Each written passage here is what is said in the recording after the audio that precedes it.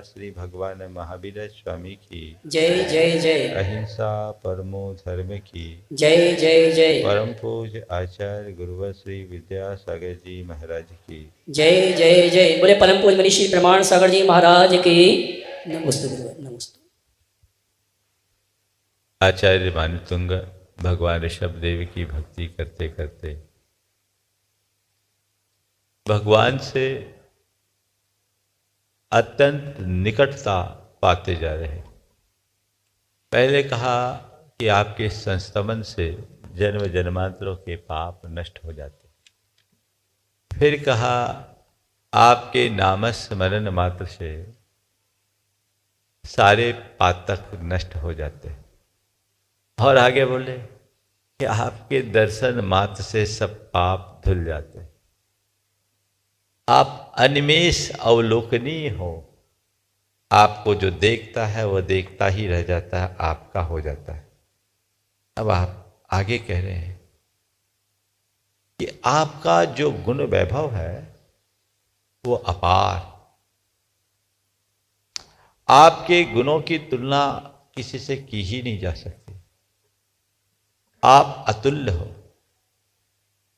बहुत अच्छी बात आगे के छंद में की जा रही है। हम पहले छंद लें फिर आगे बात करें।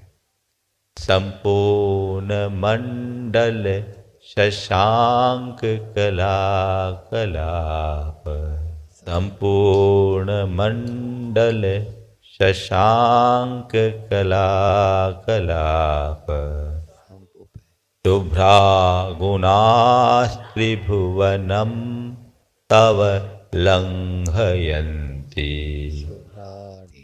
शुभ्रा गुणास्त्रिभुवनं तव लंघयन्ति, ये संश्रितास्त्रिजगदीश्वरनाथ मेकम्, ये संश्रितास्त्रिजगदीश्वरनाथ मेकम्, कस्तान् निवारयति संचरतो यथेष्टम्, कस्तान् निवारयति संचरतो यथेष्टम्।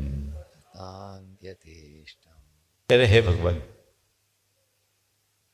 संपूर्ण मंडल शशांक कला कलाप, तौ शुभ्रा गुणा त्रिभुवनम लंघयन्ति। संपूर्ण मंडल, पूर्ण मंडल वाले शशांक चंद्रमा के कलाप, कला कलाप चंद्रमा के कलाओं के कलाप यानी समूह वाले आपके शुभ्र गुण त्रिभुवनम लंघयन्ति, तीन लोक को पार कर गए, पूरे तीन लोक में फैल गए। चंद्रमा उदित होता है, पूर्ण चंद्रमा, संपूर्ण कलाओं का कला यानी 16 कलाओं से परिपूरित पूर्णिमा का चांद जब उगता है तो उसकी शुभ्र ज्योत्सना पूरे लोक में फैल जाती। तो हे भगवान, तौ संपूर्ण मंडल कला कलाप, संपूर्ण मंडल शशांक कला कलाप है, तौ शुभ्रा गुना, पूर्ण मंडल वाले यानी पूर्णिमा के चांद के समान शुभ्र ज्योत्सना फैलाने वाले आपके अंदर के पवित्र गुण त्रिभुवनम लंघयन्ति, तीन लोक को पार करते हैं, तीन लोक में व्याप्त है, संपूर्ण लोक में फैले हुए हैं। यानी आपके गुणों का वैभव पूरे लोक में फैला हुआ है। और फिर कह रहे हैं ऐसा तो होना ही है, ऐसा क्यों नहीं होगा, ऐसा होना ही है। क्यों? ये संस्थिता त्रिजगदीश्वर नाथम एकम, जो त्रिजगदीश्वर तीन लोग जगत के ईश्वर त्रिलोकी नाथ के अकेला जिन्होंने आश्रय पाया, ये एकम त्रिजगदीश्वर नाथम संस्थिता, जो अकेले त्रिलोकी नाथ का आश्रय पाए हुए हैं, तान यथेष्टम संचरतः कह निवार्यति, उनको मन चाही जगह में जाने से कौन रोक सकता? कोई नहीं रोक सकता। भगवान के गुण पूरे तीन लोक में फैले हुए हैं। और क्यों फैले हैं? क्योंकि जिसने त्रिलोकीनाथ का आश्रय ले लिया उसको फैलने से रोक कौन सकता है? ये तो इस छंद का मूल भाव है। लेकिन इसके कुछ विशेष अर्थ को भी समझे। एक बार सामान्य अर्थ को पुनः देख लें। संपूर्ण पूर्ण चंद्रमा के कलाओं के समूह की तरह आपके शुभ गुण 3 लोक में फैले हुए हैं। और ऐसा क्यों ना हो? क्योंकि जिसने आपका हे त्रिलोकीनाथ, जिसने आपका आश्रय पा लिया है, उसे अपनी इच्छा अनुरूप घूमने से कौन रोक सकता है? ठीक, भगवान सारे गुणों ने आपका आश्रय लिया, इसलिए गुण जगत व्यापी है। इसे हम दूसरे अर्थ में भी लेते हैं। एक गुण वैभव है और एक धन वैभव है। गुण वैभव जगत व्यापी होता है, धन वैभव सीमा में रहता है। भगवान आपके गुण जगत व्यापी हो गए। गुण वैभव जगत व्यापी हो गए। क्यों हुए? क्योंकि वे आपका आश्रय लिए हुए हैं।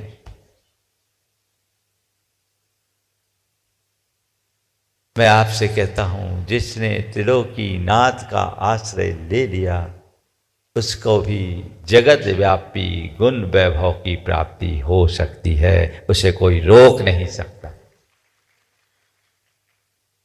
उसे जगत व्यापी गुण वैभव की उपलब्धि होगी, उसे रोक नहीं सकता। और ये छंद एक बात और कहता है कि तुम्हें भगवान का आश्रय भर लेने की देर है। भगवान का आश्रय लो और भगवान का आश्रय लेने के उपरांत तुम्हें जो करना है करो, जहां जाना है जाओ, कोई फेर नहीं होगा। ये त्रिजगदीश्वर नाथम एकम संस्थिता, जिसने एकमात्र त्रिलोकीनाथ का आश्रय ले लिया, तान यथेष्टम संचरता कह निवार्यति, उसे कोई रोक ही नहीं सकता।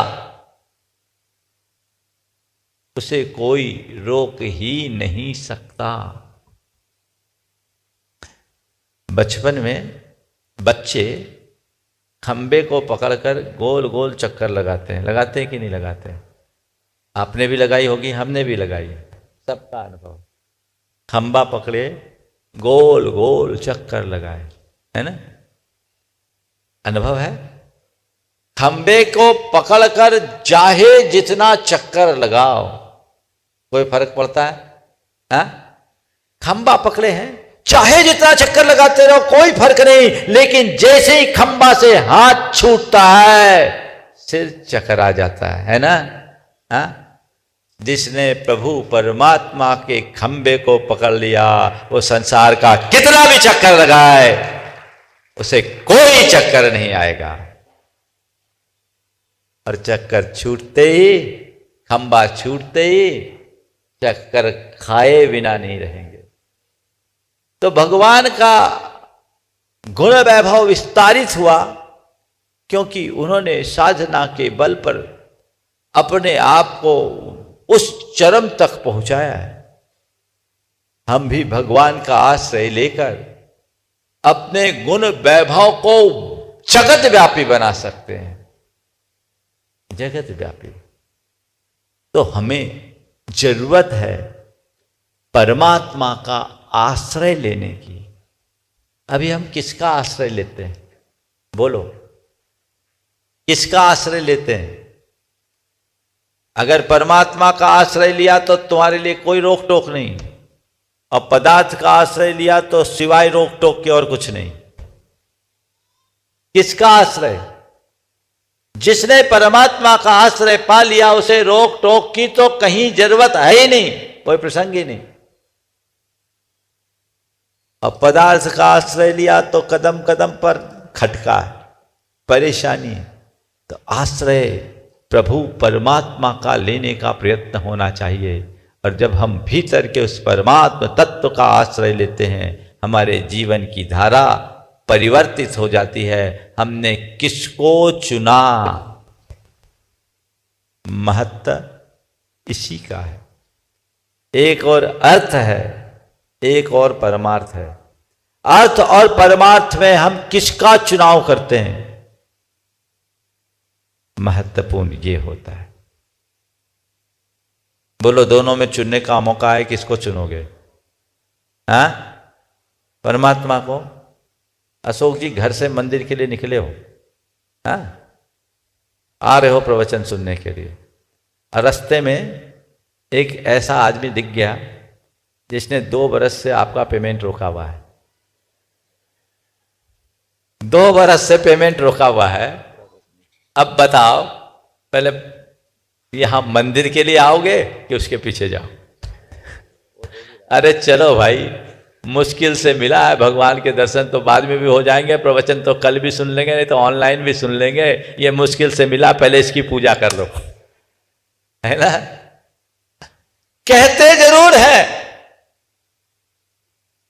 कि हमारी दृष्टि में परमार्थ प्रमुख है, पर प्रमुखता अर्थ की है। क्यों? क्योंकि अर्थ पर विश्वास प्रगाढ़ है। लगता है कि ठीक है, धर्म से मेरा कल्याण होगा, पर बिना पैसे के काम थोड़ी चलेगा।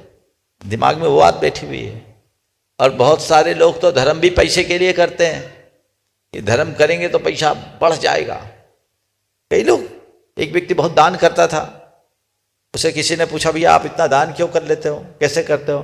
बोले, हम तो दान करते हैं, हमने तो हमें एक ही बात सिखाया, दान देने से धन बढ़ता है। तो हमने देखा भी है और अनुभव भी किया, जब से हम दान दिए, हम 2 देते हैं 4 आता है। हमारा तो धंधा है, दान कर रहा है।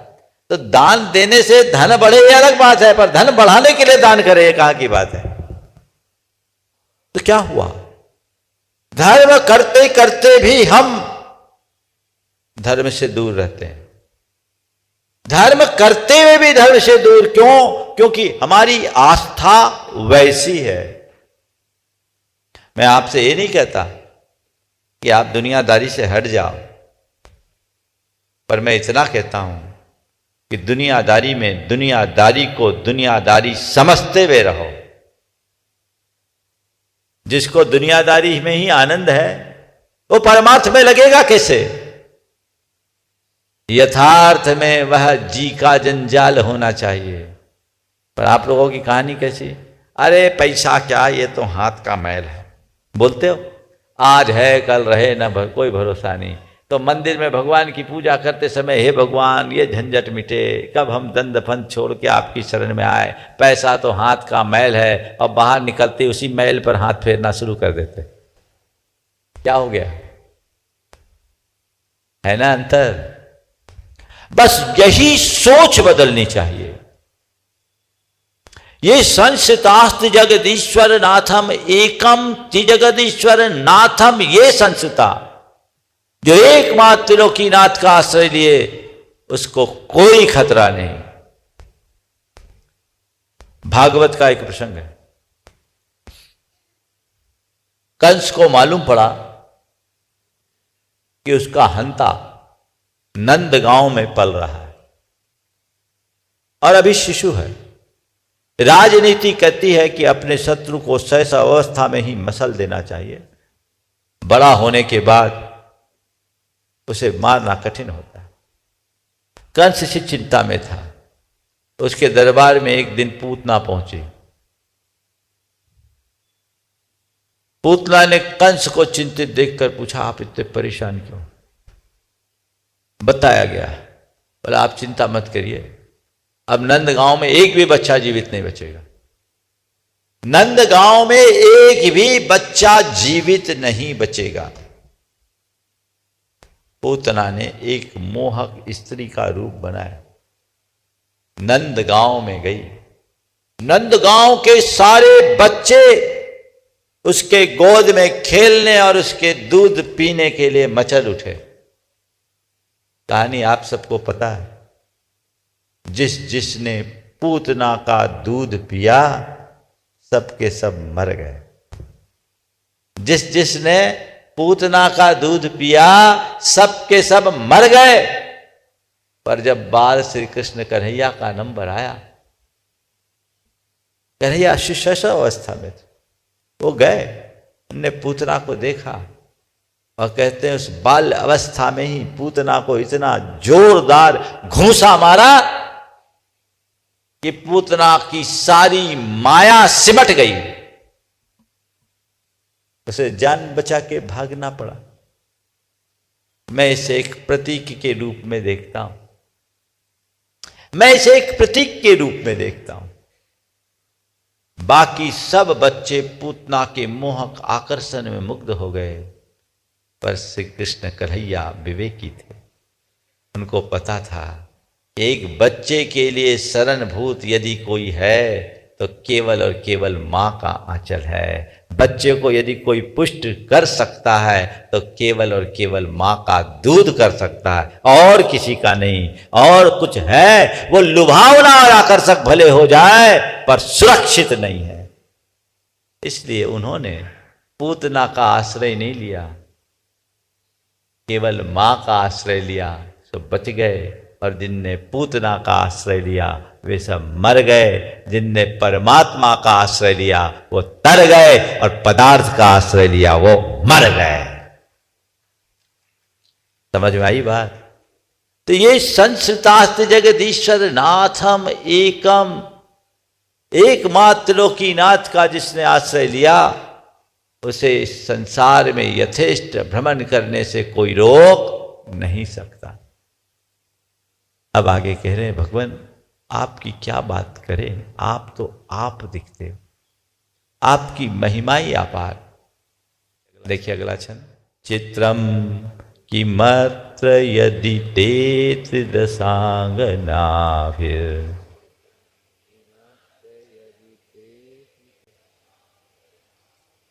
चित्रम किमत्र यदि ते त्रिदशांगनाभिर, नीतम मनागपि मनो न विकारे मार्गम, नीतम मनागपि मनो न विकारे मार्गम, कल्पांत काल मरुता चलता चलेन, कल्पांत काल मरुता चलता चलेन, किमंद्रराद्रिशिखरम चलितम कदाचित, किमंद्रराद्रिशिखरम चलितम कदाचित। कह रहे हे भगवान, भगवान जब ध्यान मग्न थे तो भगवान के उस ध्यान मग्न अवस्था में स्वर्ग की अप्सराएं भी धरती पर आई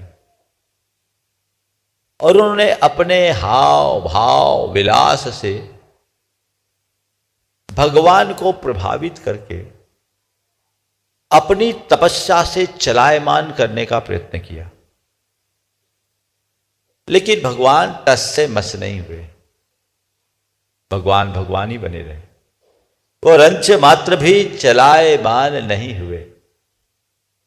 आचार्य मानतुंग कहते हैं अत्र किम चित्रम, इसमें कोई आश्चर्य नहीं। क्यों? ऐसा तो होना ही था, ही था। हे प्रभु, यदि त्रिदशांग नाभिर ते मनो न विकार मार्गम मनागपि नीतम, ते मनो मनागपि विकार मार्गम न नीतम।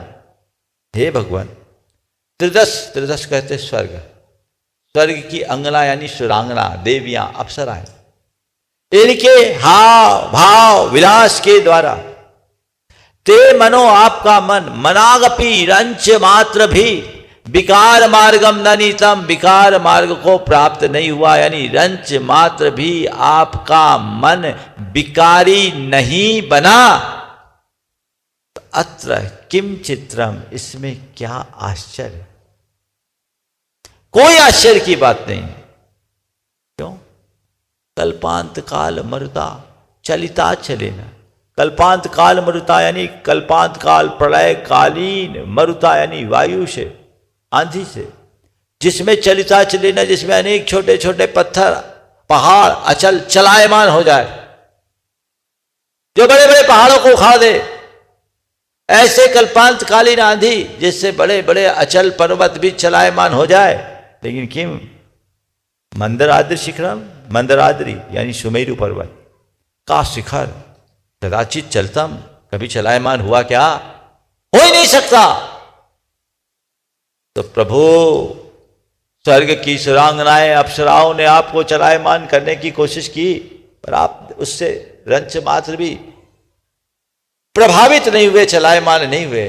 इसका मुझे कोई आश्चर्य नहीं, क्योंकि हम तो इतना जानते हैं कि प्रलयकालीन वायु के झोंके से क्षुद्र पर्वत ही चलायमान होते हैं, सुमेरु जैसा अचल पर्वत नहीं। और आप सुमेरु हो, आपको कोई हिला नहीं सकता। आप सुमेरु हो, आपको कोई नहीं हिला सकता। ये तो इस छंद का सामान्य अर्थ हुआ, ये सामान्य अर्थ हुआ। अब इसकी कुछ विशेष बातें। भगवान बहुत उच्च भूमिका में है साधना के। उनको सुमेरु से उपमित किया। यहां कल्पांत काल मरुता चलता चले न लिखा। इसका एक दूसरा अर्थ मुझे समझ में आता है। ओ कल्पांत काल मरुता, यहां कल्पांत काल का मतलब क्या है? कल्प का अर्थ विकल्प। कल्प का अर्थ क्या लो? विकल्प। विकल्प से प्रेरित वायु के उत्पन्न होने पर, माने मन में जब विकल्प आए तो विकल्पोत्पादक निमित्तों के आने पर सामान्य जन चलायमान हो जाते हैं। लेकिन जिनकी मनोवृत्ति मेरु के समान स्थिर होती है, उनको कोई फर्क नहीं पड़ता। कई लोग कहते हैं अब निमित्त आ गया, मैं क्या करूं। ज्यादातर लोग ऐसे ही कहते हैं, अरे भाई उसके कारण ऐसा हो गया, मैं तो कुछ नहीं करना चाहता था, उसने मुझे उलझा दिया। प्राय लोग आरोप की भाषा बोलते हैं, अपनी गलती नहीं स्वीकारते। उसने मुझे गुस्सा दिला दिया, उसके कारण ऐसा हो गया, उसने मेरा दिमाग खराब कर दिया, उसने मेरा दिमाग घुमा दिया। अरे उसने किया कि तुम घूमे? ये उसके बाद क्यों करते हैं? अपनी कमजोरी को क्यों नहीं स्वीकारते? वायु पानी में लहर उत्पन्न कर सकती है, पत्थर को लहराने की सामर्थ्य उसके पास नहीं है। तुम यदि पानी बनोगे तो वायु लहर उत्पन्न करेगी। अगर पत्थर बन जाओ, चलो पत्थर की जगह बर्फ बन जाओ, तो उसमें लहर क्यों आएगी? अपने आप को वैसा बनाने की कोशिश तो करो।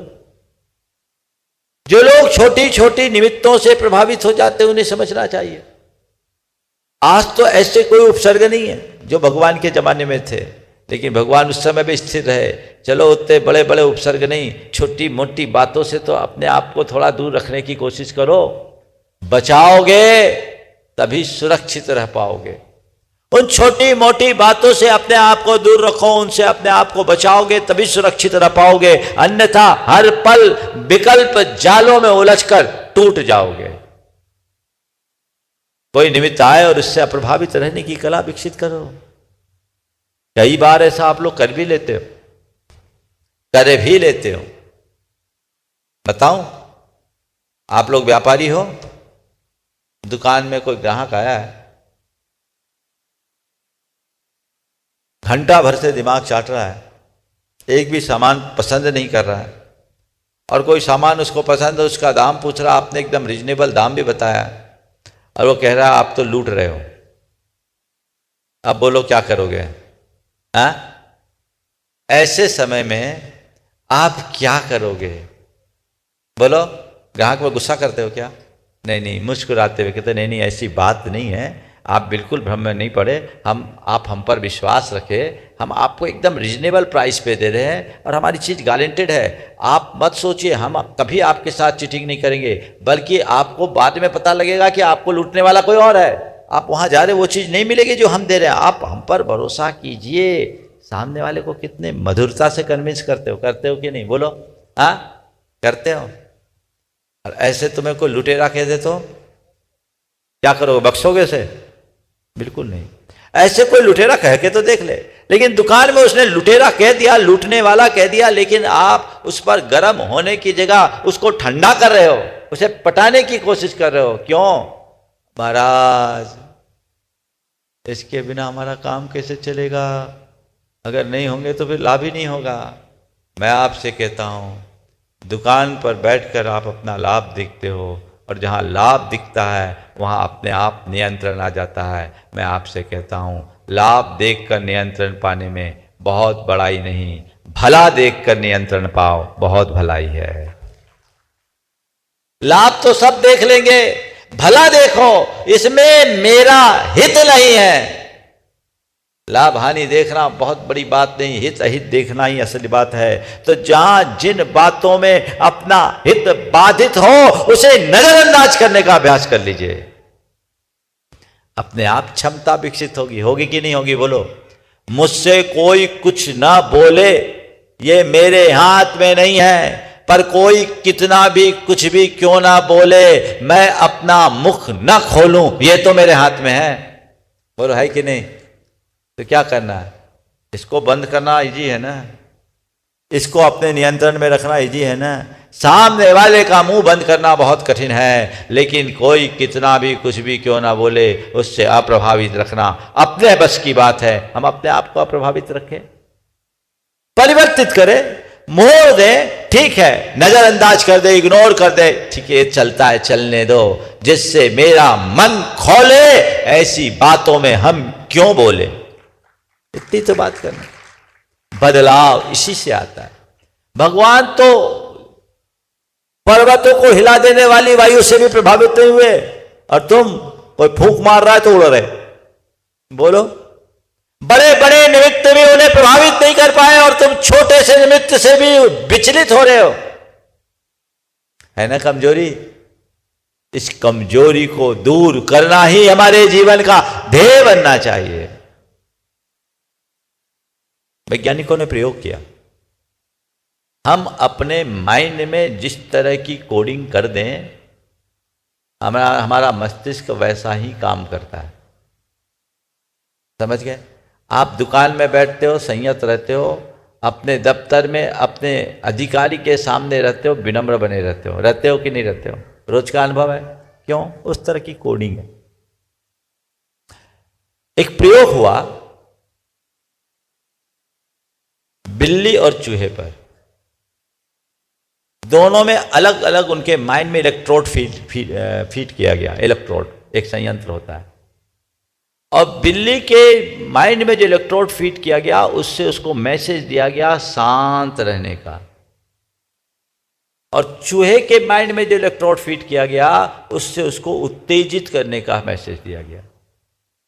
एक लंबे समय तक ऐसा प्रयास किया गया। उसके बाद जो नतीजा आया वो ये हुआ कि बिल्ली तो शांत रही, चूहा हमलावर हो गया। बिल्ली शांत रही, चूहा हमलावर हो गया। उसके माइंड में ऐसा इलेक्ट्रोड का प्रभाव पड़ गया। ऐसे ही उग्र बिल्ली शांत हो सकती है, शांत चूहा उग्र बन सकता है। भगवान का आश्रय रखोगे तो शांत हो जाओगे, और दुनियादारी का आश्रय लोगे तो उग्र बन जाओगे। तय करो किसका आश्रय लेना है। अंदर से पक्के बनो, भावधारा को बदलो। इसी का नाम साधना है, यही परिवर्तन है, यही बदलाव है। ये परिवर्तन, ये बदलाव जीवन का कायाकल्प कर देता है। अपने अंतरंग में ऐसी भावधारा जगाने और जमाने की आवश्यकता है। समझ गए? तो ये चीजें हैं। निमित्तों को लेकर बहुत परेशान मत हो। निमित्त से हम नहीं बच सकते, लेकिन नैमित्तिक से जरूर बच सकते हैं। चाहे जैसा भी निमित्त क्यों ना आए, मैं उससे अप्रभावित रहूं, मेरे ऊपर उसका कोई असर न पड़े। यही तो नैमित्तिक से बचने का मार्ग है। यदि हम नैमित्तिक से अपने आप को बचा लिए तो हमारा जीवन धन्य हो गया, है ना। पर इसका अर्थ ये भी मत समझ लेना कि निमित्त कुछ करता ही नहीं है, अब तो हम चाहे जो कर दें, नहीं। प्रारंभिक दशा में हमें असत निमित्त से बचना चाहिए। जो साधना की परिपक्व अवस्था में पहुंच जाते तीर्थंकर परमात्मा के समान, उनके लिए निमित्त कुछ नहीं करता। लेकिन जो अभी अपरिपक्व दशा में हैं, उनको तो निमित्त से बचना ही चाहिए, है ना। जिनकी इम्यूनिटी स्ट्रांग है, वो इन्फेक्शन का पानी भी पी ले तो कुछ नहीं होगा, और जिनकी इम्यूनिटी वीक है, वो थोड़ा सा भी कुछ अटर सटर खा ले तो बीमार पड़ जाएंगे, है ना। दूसरे शब्दों में कहूं, हाजमा ठीक है तो पत्थर भी पचा लोगे, और हाजमा खराब तो खिचड़ी पचाने में भी कठिनाई है। तो अपने हाजमा को दुरुस्त करना ही अंदर की साधना है। अपरिपक्व दशा में निमित्त से बचना, इसीलिए साधना के क्रम में कुछ वर्जनाएं रखी जाती है और कहा जाता है निमित्तों को दावत मत दो। परिपक्व हो जाने के बाद फिर निमित्त तुम्हारा कुछ नहीं बिगाड़ते।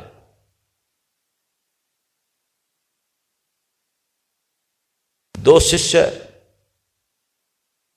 भिक्षाचर्या को गए, बरसात का समय था। एक गांव से दूसरे गांव में गए, एक मोहल्ले से दूसरे मोहल्ले में गए। रास्ते में नदी पड़ी, अचानक बारिश आ गई, नदी में पूर आ गया। एक वृद्ध था, एक जवान। देखा क्या कि एक युवती नदी में बह रही थी। जवान साधु को तैरना आता था, उसने नदी में छलांग लगाई और उस युवती को तैर करके बाहर निकाला।